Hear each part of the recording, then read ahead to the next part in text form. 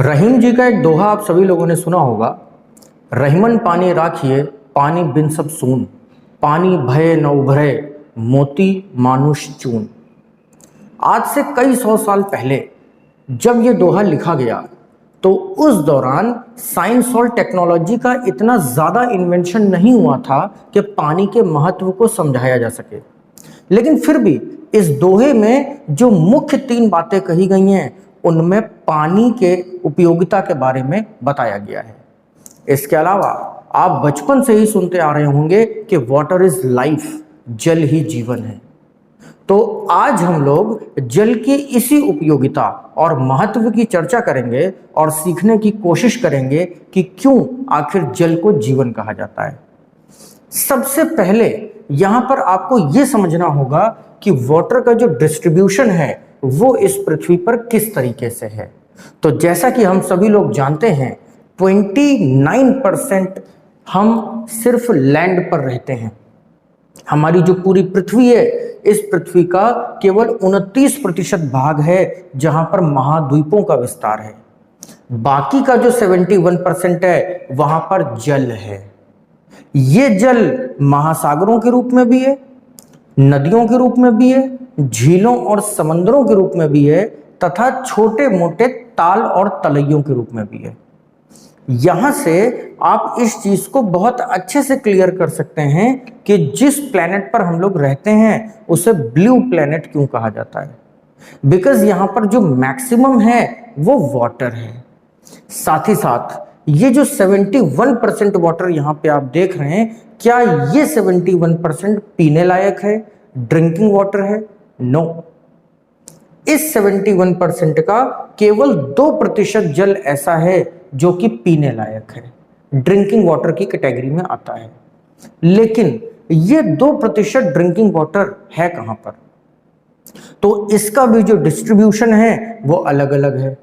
अर्थात इस 2% जल का 1.7% जो पानी है वो ग्लेशियर्स के ऊपर जमा हुआ है, वो हिमनदों के ऊपर जमा हुआ है। चाहे वो नॉर्थ पोल के ग्लेशियर्स हों जो कि ग्रीनलैंड में है, चाहे वो साउथ पोल के ग्लेशियर्स हों जो कि अंटार्कटिक में है, चाहे वो किसी भी कंट्री के अंदर जो ऊंचे पहाड़ों पर, पर्वतों पर जो ग्लेशियर्स होते हैं, चाहे वो ग्लेशियर्स हों। बचा हुआ जो 0.3% पानी है उसमें से भी करीब 0.2% पानी को हम लोग रिवर वाटर या लेक वाटर या फ्रेश वाटर लेक वाटर के नाम से जानते हैं, जो कि नदियों में और झीलों में है। बचा हुआ 0.1% जो वाटर है it is called underground water. ये है भूमिगत जल जिसे हम लोग पीने के लिए उपयोग करते हैं। आपके घरों में समरसीबल, जेट पंप्स या अलग अलग सोर्सेस के माध्यम से जो वाटर की अवेलेबिलिटी है वो इसी 0.1% वाटर की तरफ से है। साथ ही साथ अपने देश के बारे में भी आपको ये नहीं भूलना चाहिए कि हिंदुस्तान में पूरी दुनिया की करीब 14% आबादी रहती है, लेकिन इस देश में पूरी दुनिया का पीने का जो पानी है उसका केवल 5% है। अर्थात हिंदुस्तान में 9% लोग यानी कि तकरीबन 15 करोड़ लोग आज भी ऐसे हैं जो या तो प्यासे रहते हैं या उनके पास पीने के उचित साधन नहीं है। इन सारे डेटा को सुनने के बाद आपको अच्छी तरीके से समझ में आ गया होगा कि पानी का क्या महत्व है। पानी के इसी महत्व को अगर हम लोग और आगे बढ़ाएं तो आपको याद होगा मैंने आपको बायोमोलिक्यूल्स की पूरी सीरीज में बताया कि पानी में ही जीवन की उत्पत्ति हुई। ये जो कार्बन, हाइड्रोजन, नाइट्रोजन और ऑक्सीजन यानी कि जो अमाइनो एसिड्स की जो चेन बनी, ये पानी के अंदर ही तो बनी। कहां पर? अफ्रीका में कहीं, महासागरों के अंदर, नदियों के अंदर, समंदरों के अंदर बनी। और इसी से बना प्रोटीन। तो प्रोटीन के अंदर सबसे बड़ा जो इंग्रेडिएंट होगा वो क्या होगा? कहीं ना कहीं वाटर। यहां से 2 मॉलिक्यूल्स H के और 1 मॉलिक्यूल अगर ऑक्सीजन का निकालेंगे तो वाटर बनेगा। प्रोटीन के कंडेंसेशन होने के बाद में जब डीएनए का निर्माण होता है तो डीएनए का भी जो सबसे बड़ा इंग्रेडिएंट है वो क्या है? वो है वाटर। डीएनए से जब सेल बनती है तो सेल में भी सबसे ज्यादा क्या होता है? वाटर। सेल के बाद जब टिश्यूज का निर्माण होता है तो टिश्यूज में भी सबसे ज्यादा क्या होता है? वाटर। और टिश्यूज के बाद जब ऑर्गन बनते हैं तो हमारे अंगों में भी सबसे ज्यादा क्या होता है? वाटर। अंगों से बना है ये शरीर, इसलिए ये शरीर भी पानी से बना हुआ है। आप सभी लोगों ने सुना होगा कभी ना कभी कि मानव शरीर में सबसे ज्यादा जो है वो है पानी। कितना? 57 से लेकर के 65% तक, 57 से लेकर के 65% तक पानी है। हालांकि जो हमारी रोजमर्रा की आवश्यकताएं हैं उन आवश्यकताओं में हम लोग इस पानी का केवल 2% यूज करते हैं। तो मान लीजिए कि किसी व्यक्ति का वजन अगर 70 किलो है तो 70 किलो के वजन का आदमी 1.4 लीटर यानी कि करीब 1.5 लीटर पानी रोज इस्तेमाल करता है अपने शरीर को सुचारू रूप से चलाने के लिए।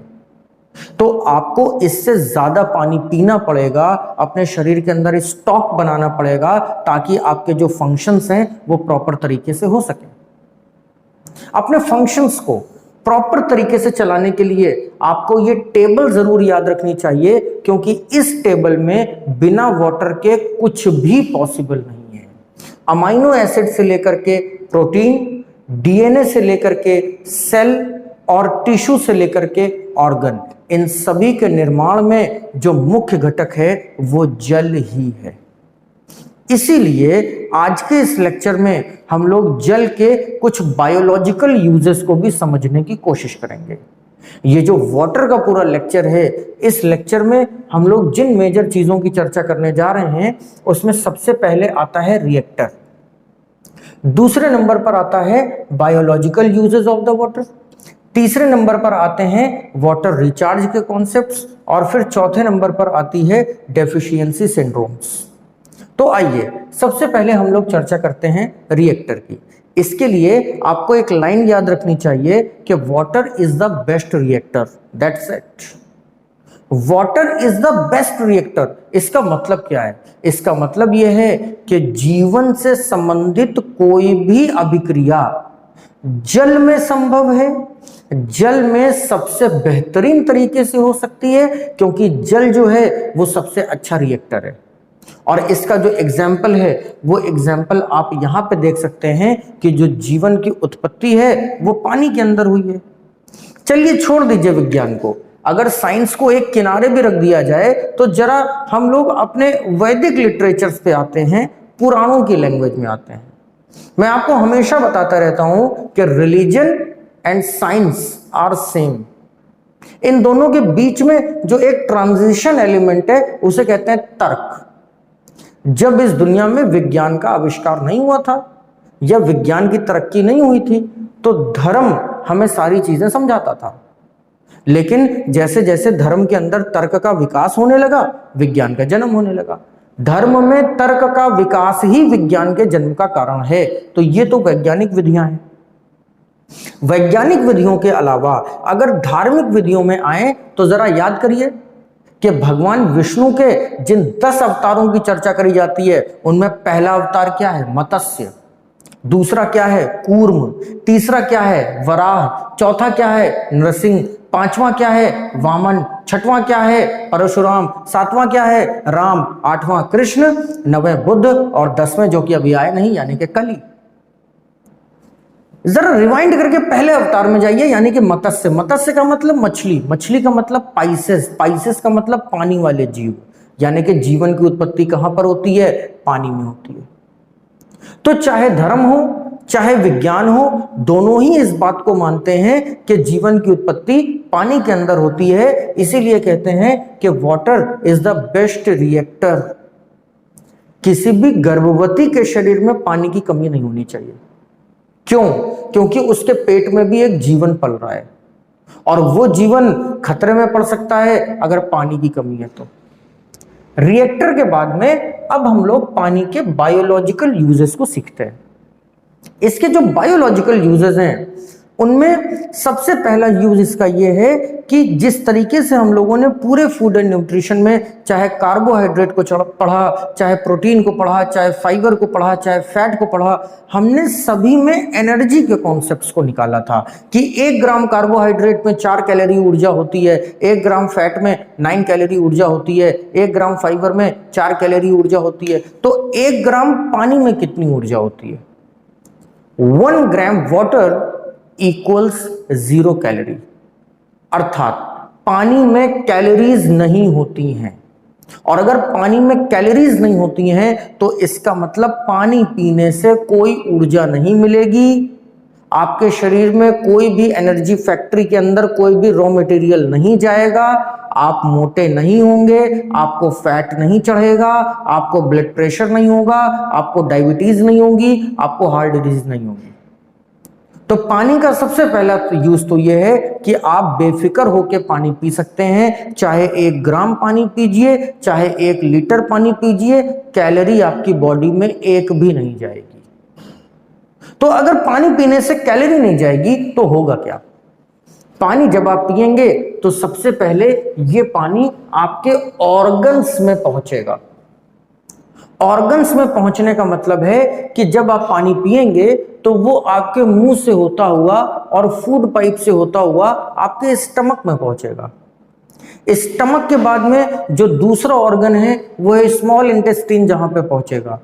तीसरा ऑर्गन है लार्ज इंटेस्टाइन, जहां पर पहुंचेगा। चौथा ऑर्गन है लिवर, जहां पर पहुंचेगा। पांचवा ऑर्गन है किडनी, जहां पर पहुंचेगा, और किडनी से फिर ये रिलीज होगा यूरिन के फॉर्म में। तो इन सभी ऑर्गन्स में जो मेटाबॉलिक एक्टिविटी हो रही है, उस मेटाबॉलिक एक्टिविटी के लिए रिस्पॉन्सिबल है water. This is the first biological use. और जब ये पानी ऑर्गन्स में पहुंचेगा तो ऑर्गन बना कैसे है? ऑर्गन बना है टिश्यू से मिलकर के। तो ये टिश्यूज को सिकुड़ने से बचाएगा। अगर आपके शरीर में पानी की कमी होगी तो टिश्यूज जो हैं वो कॉन्ट्रैक्ट होने लगेंगे। टिश्यूज को रिलैक्स करवाने के लिए you have to drink adequate amount of water. इसीलिए अगर पानी की कमी होगी तो आपके अंग जो हैं वो खराब हो रहे हैं। उसका रीजन है कि आपके जो टिश्यूज हैं वो सिकुड़ रहे हैं, और जो टिश्यूज सिकुड़ रहे हैं उन टिश्यूज के सिकुड़ने की वजह से आपकी सेल्स डैमेज हो रही हैं, क्योंकि सेल्स का भी जो सबसे बड़ा इंग्रेडिएंट है वो वाटर है। तो इसका सबसे पहला यूज तो ये हो गया। दूसरा यूज इसका होता है कि water is the best reactor in the life, but water is the best antioxidant. Water is the best detoxifier in the human body. जिस तरीके से आपने देखा कि पानी पीने से आपके अंगों ने, आपके ऊतकों ने और आपकी कोशिकाओं ने ठीक तरीके से काम किया, और विदाउट एनी कैलोरी, तो आपके अंगों में और ऊतकों में जो हानिकारक पदार्थ हैं, जो टॉक्सिक मटेरियल्स हैं, उनको भी ये रिलीज करने का काम करता है, क्योंकि पानी का डाइजेशन सबसे तेजी से होता है। आप जो कुछ भी खाते पीते हैं उसमें जो सबसे फास्ट डाइजेशन प्रोसेस है वो पानी का है। पानी पेट में गया, 5 मिनट के अंदर आपकी इंटेस्टाइन में गया, अगले 5 मिनट में लार्ज इंटेस्टाइन में गया, अगले 5 मिनट में लिवर, और अगले 5 मिनट में किडनी। अगर आप कोई काम नहीं कर रहे हैं ये तब की बात है, अगर आप काम कर रहे हैं तो वो एब्जॉर्ब भी हो सकता है। यही रीजन है कि गर्मी के मौसम में आपको यूरिन बहुत कम होती है और सर्दी के मौसम में आपको बार बार यूरिन होती है, क्योंकि गर्मी के मौसम में आपको पसीना निकलता है, तो इस वजह से वाटर जो है वो एब्जॉर्ब होता चला जाता है। अब पानी आपकी बॉडी को डिटॉक्सिफाई करता है, हानिकारक तत्वों को बाहर निकालता है। ये इसका दूसरा सिम्टम हो गया, इसका दूसरा बायोलॉजिकल यूज हो गया। तो अगर आपको डिटॉक्सिफिकेशन करना है, अगर आप चाहते हैं कि आपके शरीर में कोई हानिकारक पदार्थ ना रहे, तो आपको पानी एडिक्वेट मात्रा में पीना चाहिए। लेकिन पानी पीने के कुछ नियम हैं। अगर उन नियमों का पालन करके पानी पिएंगे तो पानी से आपको ज्यादा लाभ होगा। अगर आप नियमों को ताक पे रख करके पानी का प्रयोग करेंगे तो आपको हो सकता है नुकसान हो। फॉर एग्जाम्पल, अगर आप खाना खाने के पहले पानी पिए तो फायदा होगा, खाना खाने के बाद पानी पिए तो नुकसान होगा। अगर सुबह सो के उठते ही पानी पिए तो फायदा होगा, और रात को बिस्तर पे जाने के पहले पानी पिए तो नुकसान होगा। तो इसलिए जो बायोलॉजिकल यूज हैं उनमें हमें इसकी टाइमिंग भी पता होनी चाहिए। तो सो कर उठेंगे जब आप, तो रात भर आपकी बॉडी स्लीपिंग मोड में रही है, आप सोए रहे हैं, आपको भूख भी लगी है, आपके ऑर्गन्स ने भी रात भर काम किया है, इसलिए सब कुछ थका पड़ा है, पूरा जो मैकेनिज्म है आपकी बॉडी का वो टायर्ड है। और जैसे ही आप सुबह सो के उठेंगे, अगर आप करीब आधा लीटर पानी पीते हैं, बहुत ज्यादा नहीं, अगर आप आधा लीटर पानी पीते हैं वो भी सिप सिप करके, तो आपके मुंह में जमा हुआ टालुइन पानी के साथ पेट में जाएगा। आपके पेट में जो कुछ फालतू के एसिड सिक्रेट हो गए हैं जैसे कि HCl, पेप्सिन और रेनिन, ये पानी में मिल जाएंगे और इनकी एसिडिटी कम हो जाएगी। साथ ही साथ ये जितना भी डिटॉक्सिफिकेशन आपकी बॉडी में होना है ये भी पानी कर देगा, और सुबह आप इजीली फ्रेश हो जाएंगे और एनर्जेटिक महसूस करेंगे। अगर आप खाना खाने के पहले पानी पिएंगे, खाना खाने के करीब 1 घंटे पहले पानी पिएंगे, तो उससे भी आपको यह फायदा होगा कि पानी की वजह से आपके ऑर्गन्स और आपके टिश्यूज अच्छी तरीके से काम करने लगेंगे और खाना इजीली डाइजेस्ट हो जाएगा। लेकिन अगर खाना खाने के बाद पानी पिएंगे तो इसका प्रभाव उल्टा हो जाएगा। ठीक इसी तरीके से अगर आप पानी अच्छी खासी मात्रा में पीते हैं तो पानी ट्राइग्लिसराइड के लेवल को कम करने का काम करता है, यह मेडिकल साइंस कहती है, मैं नहीं कहता। आपके कोलेस्ट्रॉल लेवल को भी घटाने का काम करता है पानी, अगर आप खाली पेट पानी पीते हैं तो। अगर आपके जीवन में पानी का एक अच्छा महत्व है, इंपॉर्टेंस है, तो आपको हार्ट डिजीज की संभावनाएं कम हो जाती हैं, आपको किडनी डिजीज की संभावनाएं कम हो जाती हैं, आपको लिवर डिजीज की संभावनाएं कम हो जाती हैं, और आपको इंटेस्टिनल डिजीज की संभावनाएं कम हो जाती हैं, क्योंकि मैंने जिन 5 अंगों के बारे में अभी आपको बताया, इनका जो पूरा ऑपरेशन है, मेटाबॉलिक सिस्टम है, वो पानी की वजह से चलता है। तो अब प्रश्न ये उठता है कि पानी आखिर कितना पीना है।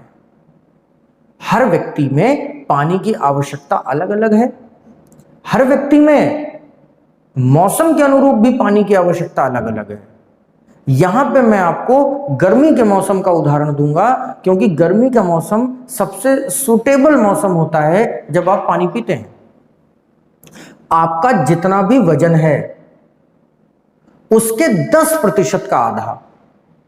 फॉर एग्जाम्पल, अगर मेरा वजन है 60 kg, तो इसका 10% है 6 kg, और 6 kg का आधा है 3 kg, यानी कि 3 लीटर पानी मेरी आवश्यकता है। या आप ऐसे भी कह सकते हैं कि हमारी बॉडी को पानी के 2% यूज की आवश्यकता है, तो हमें 5% पीना चाहिए, ताकि 3% को हम रिजर्व कोटे में रख सकें।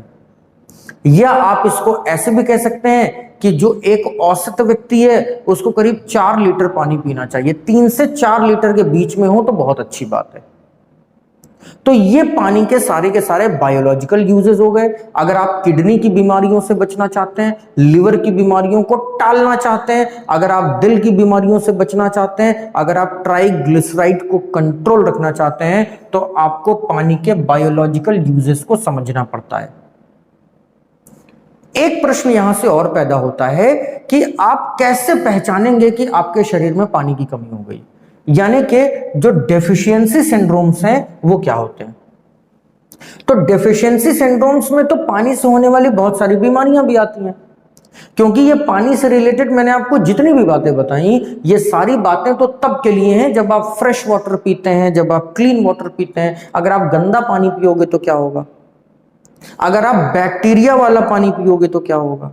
अगर आप बैक्टीरिया वाला पानी पियोगे तो बैक्टीरिया का भी डाइजेशन पानी के साथ होगा, और ये बैक्टीरिया आपकी स्मॉल इंटेस्टाइन में पहुंच करके इन्फेक्शन पैदा करेगा, और पानी से होने वाला जो सबसे पहला और साधारण रोग है वो है डायरिया। आपको डायरिया हो जाएगा। खास तौर पे आप देखते हैं कि ये जो डायरिया है ये बच्चों में होता है। इसलिए होता है क्योंकि बच्चों के हाथ अक्सर गंदे होते हैं खेलने कूदने के दौरान, और वो कहीं से भी पानी उठा करके पी लेते हैं। इसके अलावा पानी से होने वाली जो बीमारियां हैं या पानी की कमी से जो होने वाली बीमारियां हैं, उनमें किडनी का खराब हो जाना, उनमें लिवर का खराब हो जाना, और उनमें दिल की बीमारियां प्रमुख हैं। लेकिन यहां पर मैं आपको बीमारियों की चर्चा नहीं कर रहा हूं, यहां पे मैं आपको केवल पानी के बारे में बता रहा हूं। तो इसलिए मैं आपको इंडिकेशंस दूंगा, इंडिकेशन से आप खुद कॉमन सेंस का यूज करके समझ जाएंगे कि प्रॉब्लम क्या है। आप लोग डाइजेशन प्रोसेस के बारे में अब तक समझ चुके होंगे अगर आपने फूड एंड न्यूट्रिशन की ये सीरीज को ध्यान से देखा है तो। डाइजेशन के इस प्रोसेस में खाना सबसे पहले हमारी आहार नाल, हमारे फूड पाइप से हो करके हमारे स्टमक में आता है। हमारे स्टमक में हाइड्रोक्लोरिक एसिड, पेप्सिन और रेनिन कार्बोहाइड्रेट का कंप्लीट डाइजेशन कर देते हैं, प्रोटीन को पेप्टॉन्स में तोड़ देते हैं और फैट को भी सिंपल कार्बोहाइड्रेट में तोड़ने का काम करते हैं। बचा हुआ जो बिना पचा हुआ खाना है वो पैंक्रियाटिक डक्ट से निकल के जाता है स्मॉल इंटेस्टाइन में, यानी पेट के बाद अगला रोल किसका है? स्मॉल इंटेस्टाइन का, छोटी आंत का। छोटी आंत में प्रोटीन और फैट का कंप्लीट डाइजेशन होता है और इसी छोटी आंत में जो खाना है वो लिक्विड फॉर्म में कन्वर्ट हो जाता है। ये लिक्विड खाना जो है ये स्मॉल इंटेस्टाइन में डाइजेस्ट हो जाता है। स्मॉल इंटेस्टाइन कॉन्ट्रैक्शन और रिलैक्सेशन करती रहती है और फिर ये लिक्विड मटेरियल पूरा जाता है लार्ज इंटेस्टाइन में। लार्ज इंटेस्टाइन में इसका जो वाटर है वो एब्जॉर्ब कर लिया जाता है और जो सॉलिड वेस्ट है वो बाहर निकल जाता है। इस पूरी प्रक्रिया में आपने देखा कि पानी का एक बहुत बड़ा रोल था। क्यों? क्योंकि खाना जब डाइजेस्ट होगा तो वो लिक्विड फॉर्म में ही डाइजेस्ट होगा, कभी सॉलिड फॉर्म में नहीं होगा। तो इसलिए आपको पानी वाली चीजें भी खाना चाहिए, लेकिन इसका ये कतई मतलब नहीं है कि खाने के साथ पानी पीना चाहिए, नहीं, वो उसका उल्टा प्रभाव हो जाएगा। तो अगर आप लिक्विड डाइट लेंगे या पानी वाली चीजें ज्यादा खाएंगे, जैसे कि फल है, हरी सब्जियां हैं, फ्रूट्स एंड वेजिटेबल्स अगर आप एडिक्वेट मात्रा में खाएंगे तो आपके शरीर में पानी की कमी नहीं होगी, क्योंकि कुछ पानी तो आप डायरेक्टली ले रहे हैं और कुछ पानी आप फूड प्रोडक्ट्स के माध्यम से ले रहे हैं। लेकिन फिर भी अगर आपको पानी की कमी शरीर में होती है तो डेफिशिएंसी सिंड्रोम्स के रूप में जो पहला इंडिकेशन आएगा वो आएगा यूरिन। जब आप यूरिन करेंगे तो यूरिन का कलर जो कि पेल येलो होता है, नेचुरल कलर, वो पेल येलो से आपको येलोइश नजर आने लगेगा। तो अगर आपको कभी अपनी यूरिन का कलर येलोइश नजर आ रहा है तो इसका मतलब कि आप या तो डिहाइड्रेशन का शिकार हैं, पानी की कमी है शरीर में, और या फिर आपने हो सकता है कोई मेडिकेशन लिया हो, क्योंकि जब आप दवाइयां खाते हैं तब भी आपको यूरिन का कलर जो है वो येलो हो जाता है।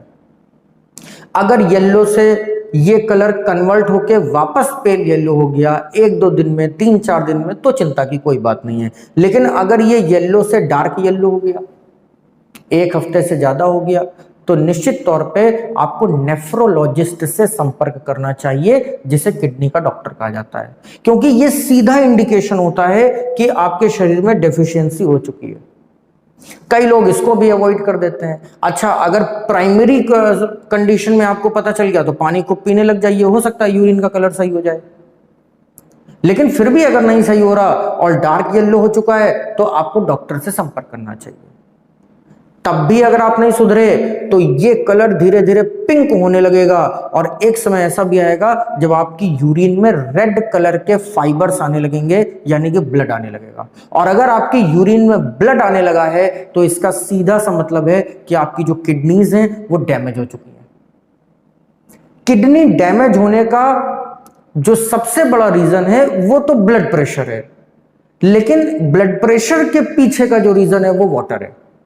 तो इसलिए आप अपने यूरिन के कलर से अपनी किडनी की सेहत का पता लगा सकते हैं और अपने शरीर में होने वाली डेफिशिएंसी का भी पता लगा सकते हैं।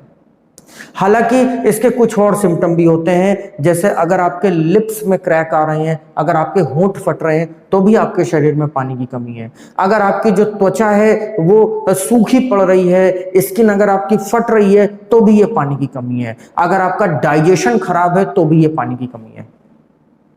सर्दी के मौसम में आपने अक्सर देखा होगा कि लोगों का डाइजेशन खराब हो जाता है।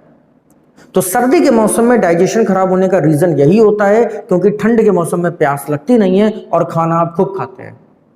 तो जब खाना खूब खाओगे, पानी पियोगे नहीं, तो डाइजेशन तो खराब हो ही जाएगा। इसलिए सर्दी हो या गर्मी, पानी की मात्रा वही रखनी चाहिए, कभी भी इसको घटाना नहीं चाहिए।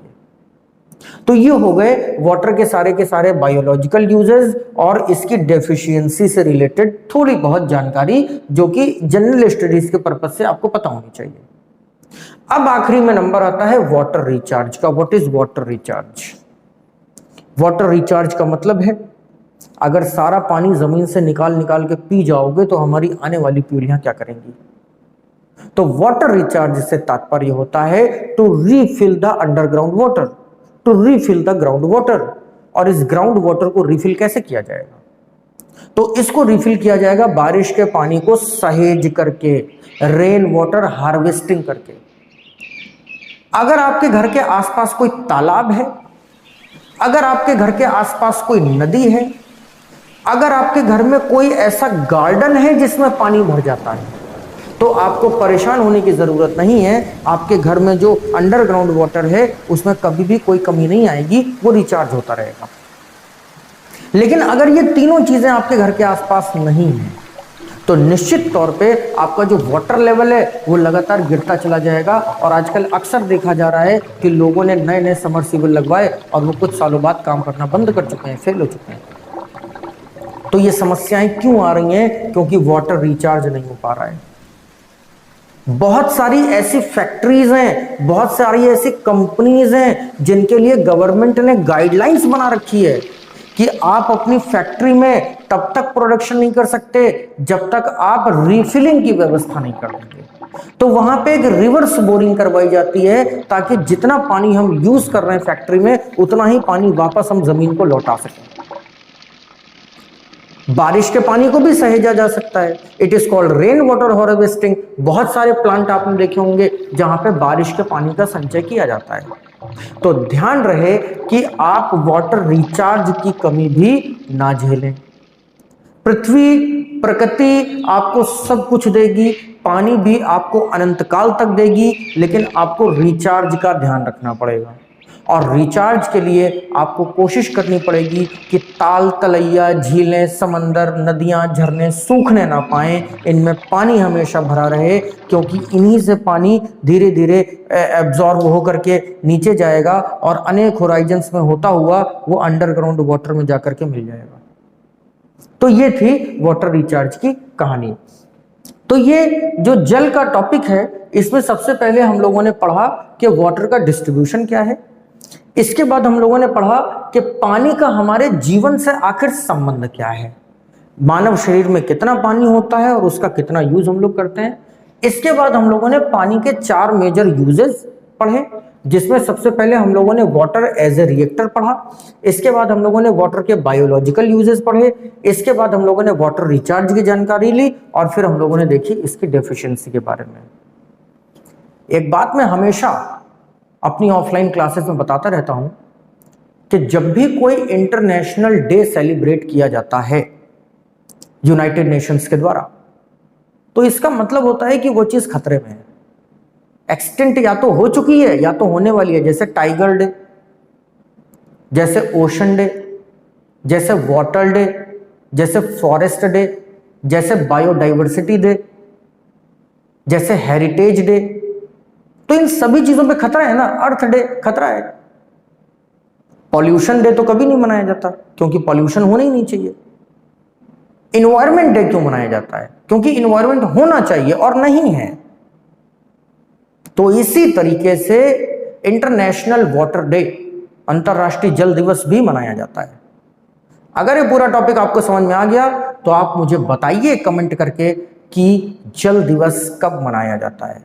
वर्ष 2021 के लिए इंटरनेशनल वाटर्स डे की थीम क्या है, किस थीम पर यह सेलिब्रेट किया जाएगा, और इन सारे तरीकों को अगर आप अपने जीवन में उतारेंगे तो पानी को सहेजने में भी मदद मिलेगी और साथ ही साथ हम अपनी आने वाली पीढ़ियों को कुछ ना कुछ दे पाएंगे, जिसे हम लोग सस्टेनेबल डेवलपमेंट के अंतर्गत रखते हैं, धारणीय विकास के अंतर्गत रखते हैं। तो इस तरीके से पानी की ये पूरी कहानी खत्म होती है। कई सारे बच्चों की डिमांड थी कि वाटर के ऊपर एक छोटा लेक्चर तैयार किया जाए, तो उसी कड़ी में आज ये लास्ट लेक्चर है। यहाँ पे हम लोग फूड एंड न्यूट्रिशन की पूरी सीरीज को समाप्त कर चुके हैं। अब आगे हम लोग फिर किसी नई सीरीज के साथ मिलेंगे, लेकिन जब भी मिलेंगे तो अकॉर्डिंग टू सिलेबस ही मिलेंगे। तो पढ़ते रहिए, सीखते रहिए और सभी लोग परीक्षाओं की तैयारी पे ध्यान दीजिए। Till then, tata bye bye, good luck.